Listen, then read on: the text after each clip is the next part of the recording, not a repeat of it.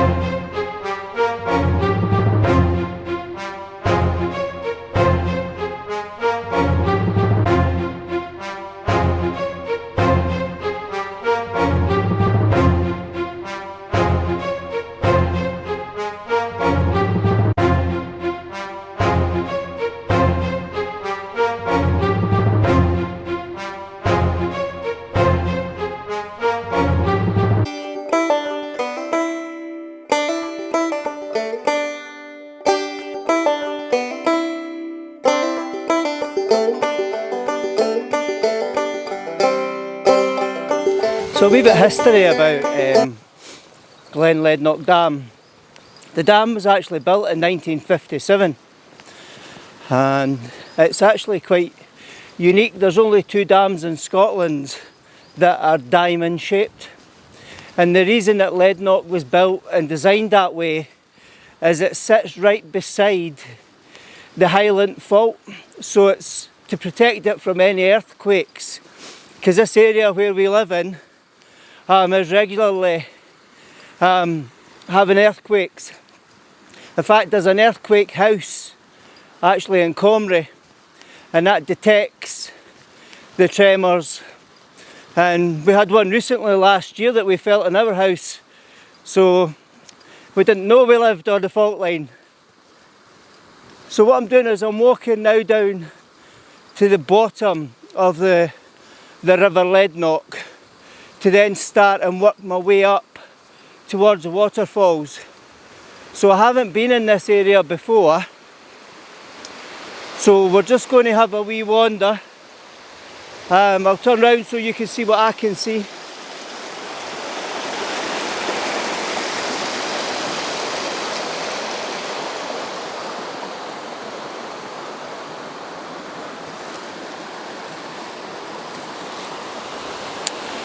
So this week we'll just take our time and steadily walk up the river, and I'll be careful and try not to fall in this week.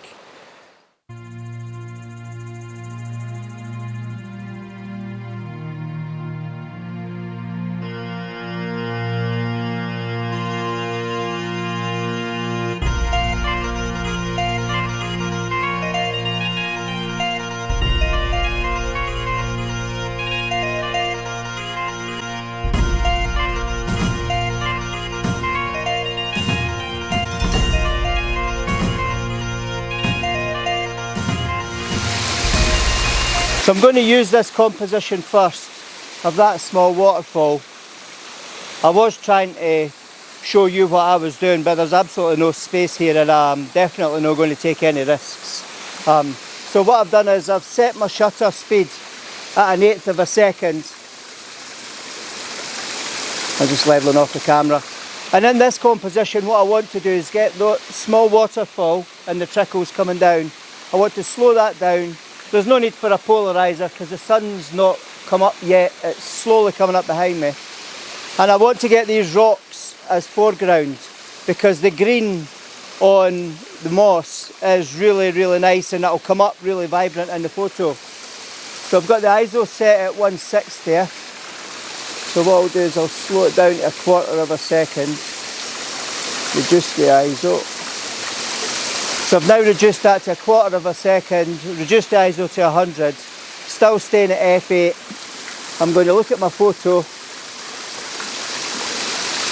Yep, that's exactly the look I'm looking for. I don't want the water too milky, and I want to see the streaks through the water.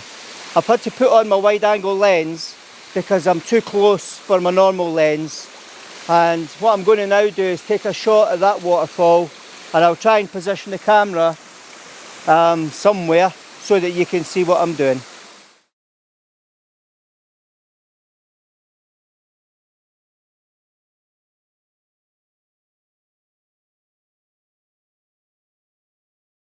Okay, for this waterfall, it's too risky for me to try and show you the camera, just the way that this rock is facing, the way that I'm standing, and it's quite slippy as well.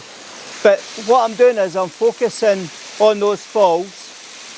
I'm focusing on that tree down the bottom, focusing on the falls, and then I'm focusing on the tree. And then what I'll do then is photo stack those three images so it's sharp front to back. So the other thing that's happening now is the sun's coming up over the mountain and it's starting to light up the rocks. So I've put a polarizer on and I've put an ND grad filter on so I can get some of the blueness in the sky. So if I take a shot,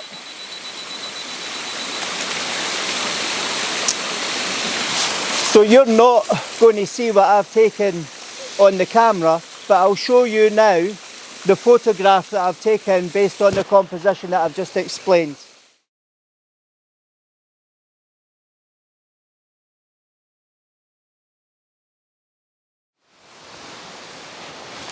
Okay, I've come to the top of the hill, halfway up the waterfall, but when I look back, the valley down below is absolutely stunning. So what I've done is I've set up my wide angle lens again, and I've set my shutter speed up at a 1/5 of a second, f8 and ISO 50. I've put an ND grad filter on so I can get the detail in the sky. But what I'm also going to do is I'm going to bracket exposure it so that I've got all the elements of the photograph. And what I might do next is change my lens. So what I might do is, I'll actually change my lens and I'll see what the view looks like. Now the other thing here is, before I do that, there's some really nice boulders underneath this tree that are all lit up. If I turn this round, as you can see. So what I might do is look for a composition for these boulders with those trees. The only problem is it's a bit busy under the big tree. That's the big tree there. And the sun's now coming out really strong. So over that mountain there, which will not be helpful for the camera. So what I'll do is I'll get set up for the composition and I'll look for a composition, and then you can join me once I've figured out the right composition. Okay, so I found a composition of the rocks. It's still a bit untidy because there's some branches overlapping that tree. But what I'm trying to do is use those rocks as the focus point. I've got that tree on the left hand side and I've got mountains in the background. So I've set it up at f8, 1/8 of a second, and I've increased my ISO to 100 just to give it a little bit more brightness. So the other thing, I don't know if you can see this, but when you use a filter with a wide angle lens, sometimes you get a vignette. So that means it's like got a black circular edge in your viewfinder. So what I'll do is I'll have to take that out in post-processing. Or what I could do is take the filter off, take a photo and then blend the edges of the image together. So what I'll do is I'll look for another couple of compositions round about this tree, and then we'll head back up towards the top of the waterfall.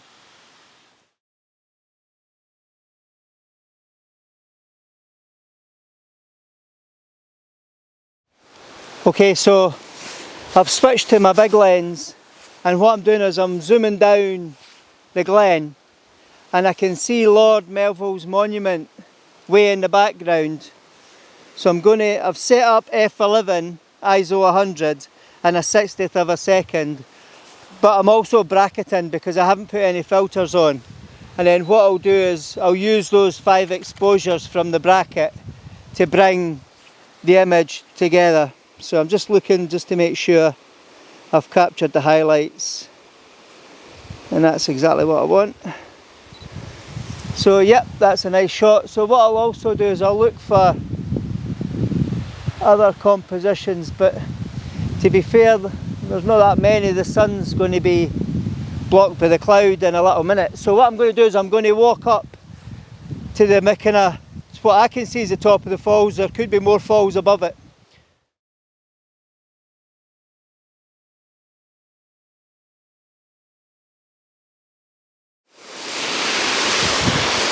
So I think I'm at the top of the falls. What I've done is I've set my camera up. I'll walk up to the top of that tree just in case there's more falls, but from where I've walked, this seems to be the top anyway. So I've set my camera up, I'm bracketing my exposure because I don't want to put the filters on. It's too much of a faff up here beside, because I'm right at the side of the cliff edge.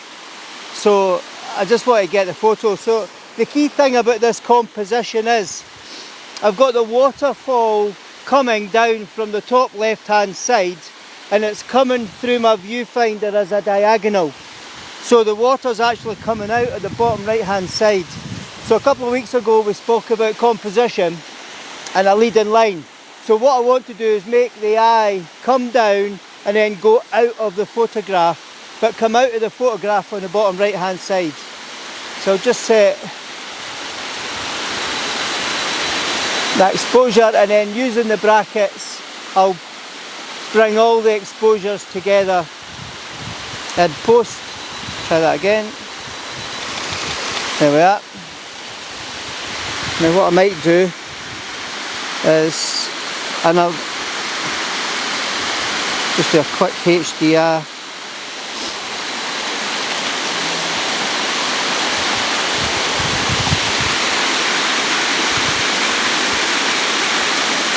So the key thing, what I want to make sure is that the water, so the water's flowing in the image, but the water's got enough flow that it's not milky but streaky. So what we'll do is I'll move up to the top of well, what I think's the top of the waterfall, and then we'll see where we are. Actually, beside me is now getting lit up by the sun. What I'll do is I'll turn the camera around and you can see the view.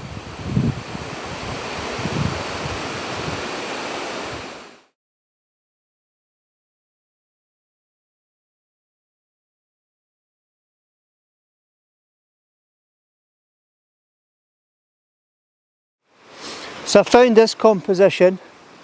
There's a tree growing out the back of that rock, and there's a nice still water in front of it, and we've got the mountain in the background. So what I've done is I've set my camera up.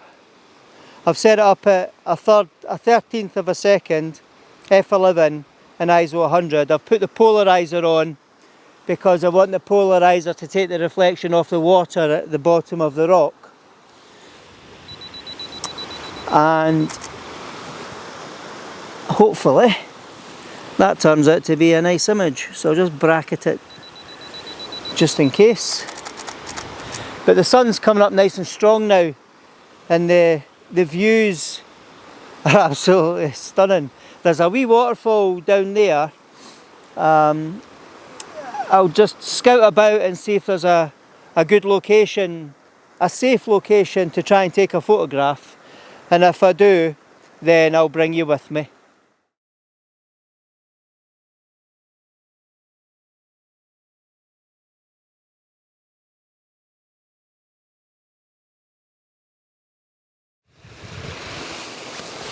So there's a beautiful shot that was behind me when I was taking photographs of the water here at the top of the waterfall. And it's the sun's lit up all the snow in the background, but we've got these rocks in the foreground. And what I'm trying to do is this one I'll have to bracket exposure because the snow's too bright in the background because the foreground's just that wee bit too dark. So what I'll do is I'll take this, I've set it to 125th of a second, f11 and f100. So what I'm now going to do is I've focused into the middle of the image, but what I want to do is I want to get a really sharp shot. So I'm going to focus on the rock, and then I'm going to focus on the midpoint of that grass, and then I'll focus on to the mountain itself. And then what I'll do is I'll photo stack using HDR, and I'll bring all the images together in HDR within Lightroom, and that'll show you. In fact, I could do a tutorial and show you how to bring. It's actually quite easy, and then we'll see what the final image looks like. So if I set my photograph up and my composition up, let me just see where I am. So if I focus on the rock, there, and I put my hand in front of my camera first so I know where I've started. Now I'll take the shot, and then I'll focus into the mid section of my photograph, those grasses there, and take those bracket shots. And then my last shot, I'll focus on the mountain,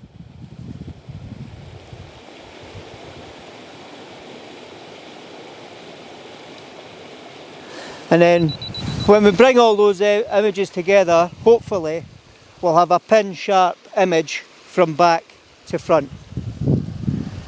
But the view is stunning. I don't know if the small camera's picking it up, but the sun, it's just incredible. So what I might do is I might wander around the top here beside the waterfall and look at the rock formations and see if there are any other rocks that we can use as foreground interest, and then capture the snowy mountains in the background.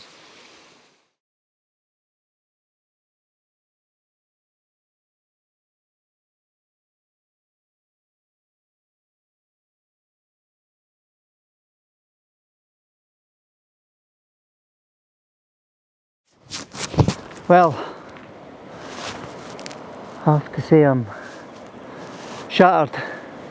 Climbing up those waterfalls, it's not much fun when you're always having to watch your footage and your foot space, and especially the sharp falls behind the rocks. You just have to be really careful. And the other thing, when you wear wellies are absolutely lethal on wet rocks. You're better with boots, but I wear my wellies because you always end up invariably walking through bogs, especially at this time of year. And I've walked through a fair few this morning. Particularly I went the wrong direction and followed another river, which didn't look as big when I checked it out in Google. It actually didn't look as big as it was in real life, because in real life it did look like the Lednock River, but unfortunately it was the wrong side. But I've finally found my way back and managed to climb up a hill to get my viewpoint to find out where I was going. I'm trying to find my spoon here. So yeah, so it's been an interesting find. It's not been the easiest find. There's certainly challenges. Geez, I haven't got any strength to open that flask.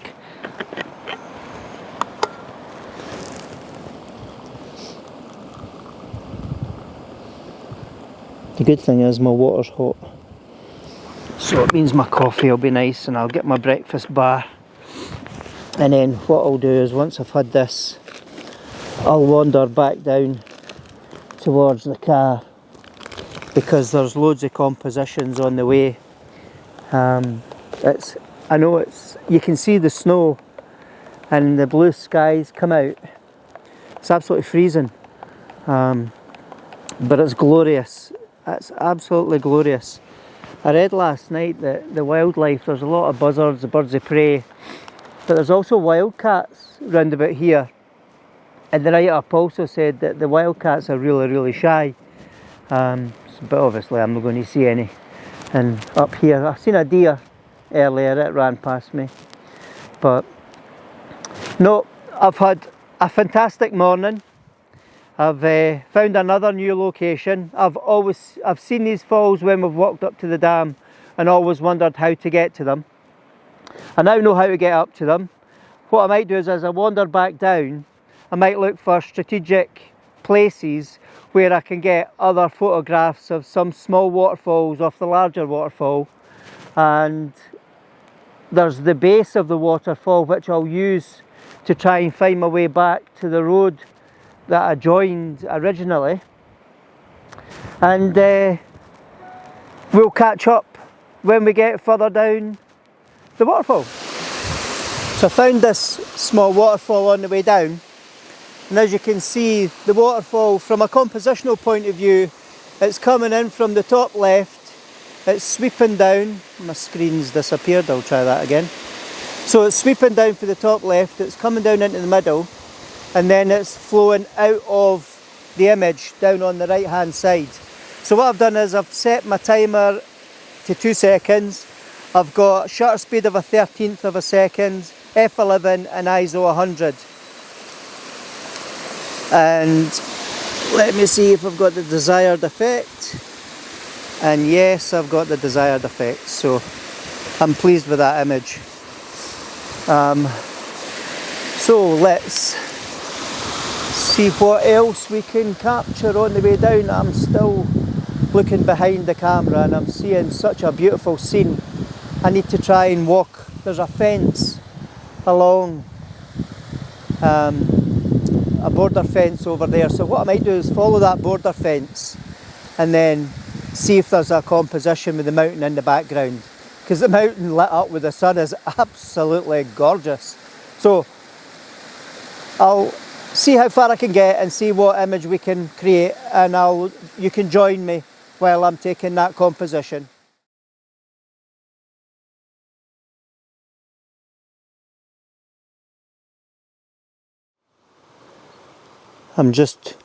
I've got up to the fence and I'm about to take a photograph of the mountain, but when I looked back I could see the dam, so I just thought I'd show you the dam in all its glory, lit up by the sun with the beautiful snow mountains in the background. And this is the glen that I can see,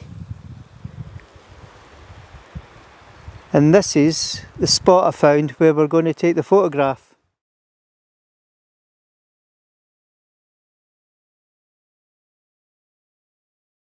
Okay, so I've set my camera up, and what I'm going to do first of all is just get a wide scene. But what I'm going to do is the fence that goes on the right hand side, I'm going to use the fence as the leading line round. I've focused halfway in, I've exposed for the sky and the snow, and then what I can do is I can lift the shadows in the foreground in Photoshop or Lightroom. Now what I can also do is I can do a bracket exposure. So if first off, if I put my hand in front of the lens, and then if I set my brackets,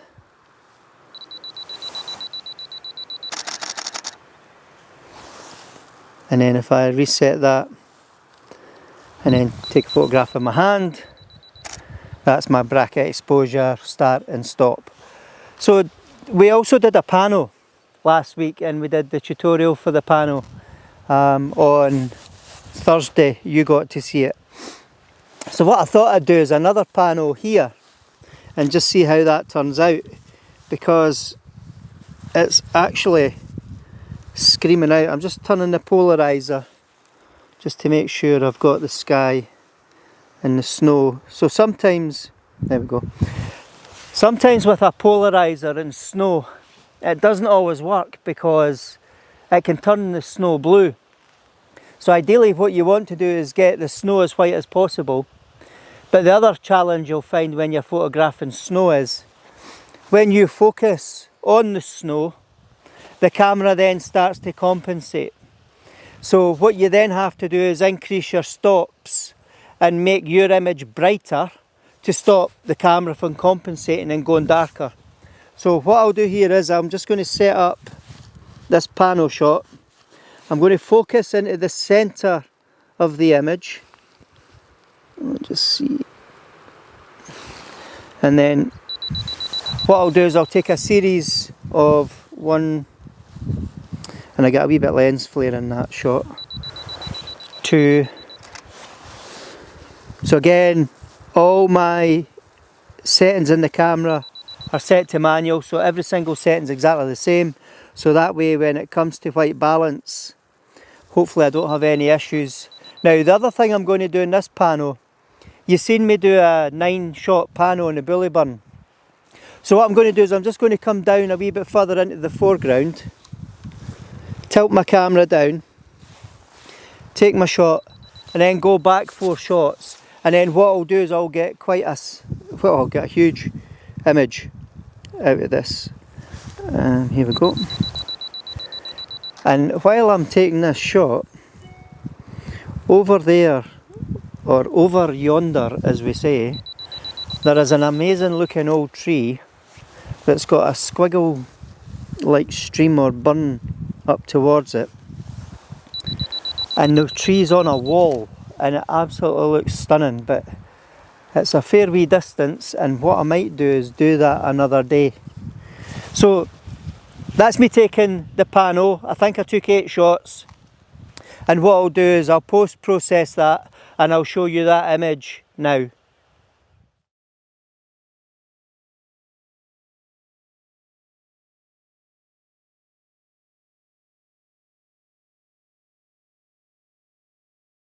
So you know, you're in these locations and the weather, when the weather's like this and the sun comes up, which is quite unexpected, you've got all the snow in the hills, it's absolutely beautiful, but when I turned round I saw the face of the Lednock Dam. So what I'm going to do is I'm going to take some shots of Lednock Dam, I'll bracket them because I want to do the sky and I want to do the mountains justice. And then what I can do is, with a bracket, and I can lighten the foreground and then have this, keep the detail in the snowy mountains and keep the detail in the sky. It's just absolutely glorious this morning. It's fantastic. I mean, the view down that glen is just absolutely incredible, especially after the last few nights with all the storms and the heavy rain. This is absolutely glorious. So I'm going to wander down. I'm not going to wander down the falls because I felt uncomfortable earlier because it was just too dangerous, it was too slippy, there was really steep drops, and it was too risky to try and get in the centre of the falls because the rocks were so slippy, they're icy, they've got snow. So I'm going to walk down the mountain on this side, along through the grass and the moss, and I'm going to look for compositions with some trees and some rocks that I see. But I'm definitely going to start trekking back to the car now.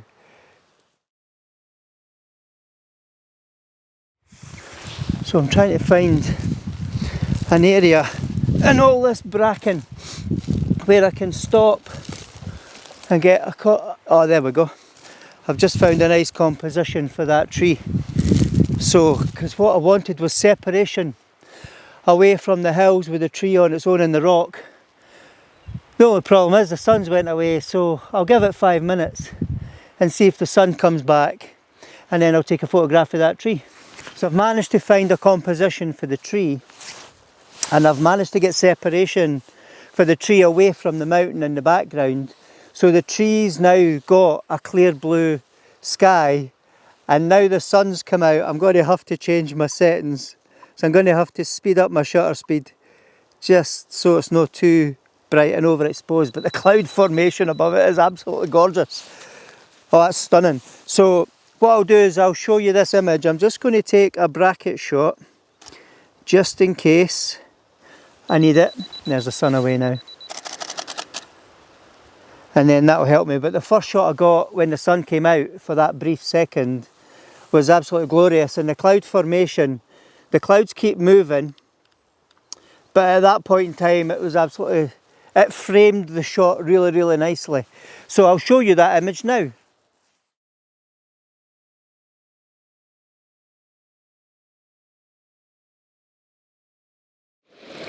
I've walked all the way down to where I saw that tree up the top of the mountain, and wow, I mean the sun's away, so this was absolutely lit up beautiful earlier, but I'm just going to show you the wee river. It's absolutely glorious. So what I'm going to do is I'm going to come back here another time. I'm just going to walk over the water at the moment, and I'm going to walk up to that tree. I'll show you if I can see it.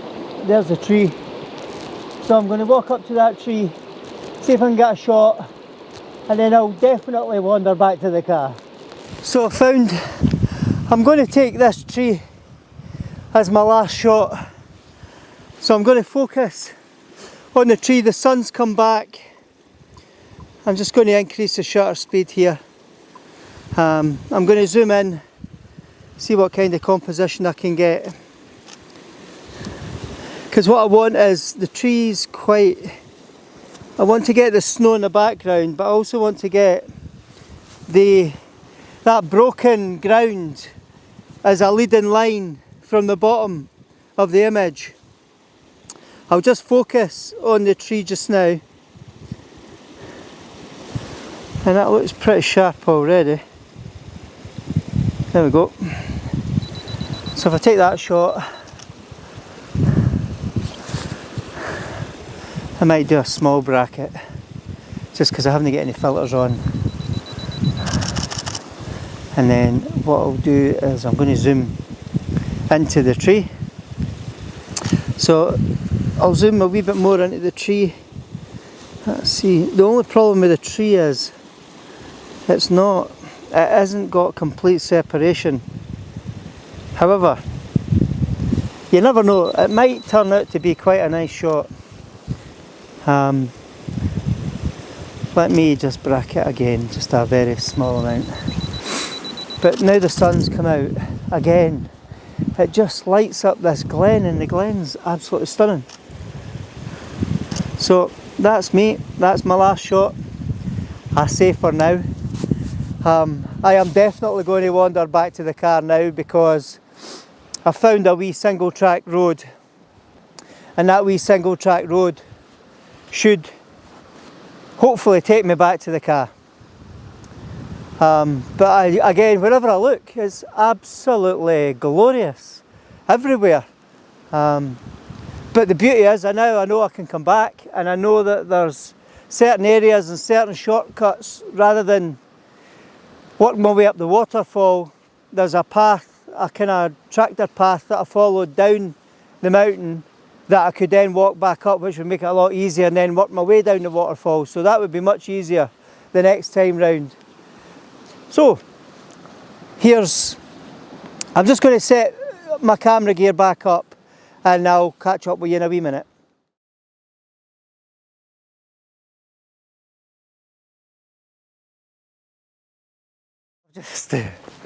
I've just spent about 20 minutes chatting to the local gamekeeper. So he's a really nice guy, David. So thanks very much to David for sharing all the places to go and where to wander in the future. That was fantastic. So I hope you enjoyed this video. It's been an amazing morning. The weather has turned out unbelievable, more than I would have dreamt, to be honest. So if you like the video, please give it a thumbs up. If you haven't subscribed already, please subscribe. Remember, it's free. And for future notifications of when my videos become available, if you hit the bell icon, then you'll get notified each time I publish a video. So thank you, and here's to the next video.